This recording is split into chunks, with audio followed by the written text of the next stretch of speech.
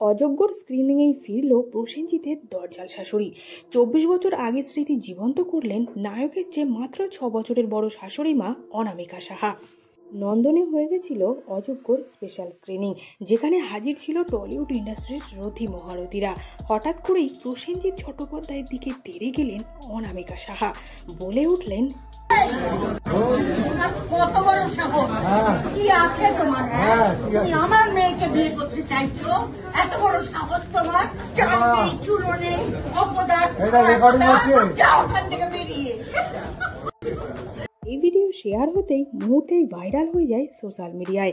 বয়সে প্রসেনজিতের চেয়ে মাত্র ৬ বছরের বড় অনামিকা দেবী।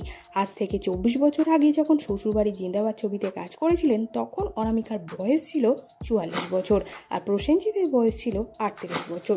ক্যামেরার সামনে পর্দার মাকে প্রণাম করলেও পর্দার আড়ালে ইয়ার্কি মশকরার সম্পর্ক দুজনের।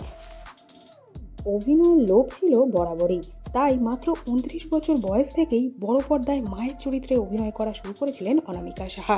ফ্যানভাত খেয়ে মোটা হয়েছিলেন শরীরে বয়সের ছাপ আনতে। সমবয়সী কিংবা বয়সে বড় নায়কেরও মা হয়ে ওঠেন অনামিকা সাহা, তবে এর জন্য তার কোনো আক্ষেপ নেই।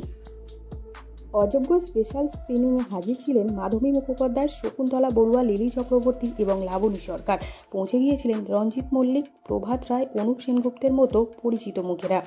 এরপর প্রসেনজিৎ চট্টোপাধ্যায় একে একে তার ৫ মায়ের সঙ্গে পরিচয় করিয়ে দিলেন। আমার ৫ বছর বয়সী যিনি মা, তিনি আজকে এখানে আছেন।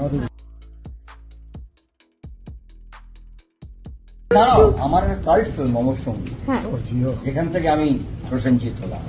তার এখানে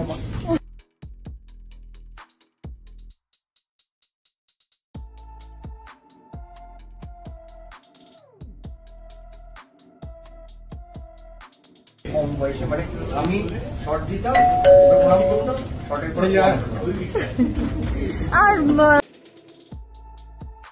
ভিডিওটি ভালো লাগলে লাইক করতে ভুলবেন না। বিনোদন জগতের এরকমই নতুন নতুন ভিডিও সবার আগে পেতে চ্যানেলটিকে সাবস্ক্রাইব করে সঙ্গে থাকুন।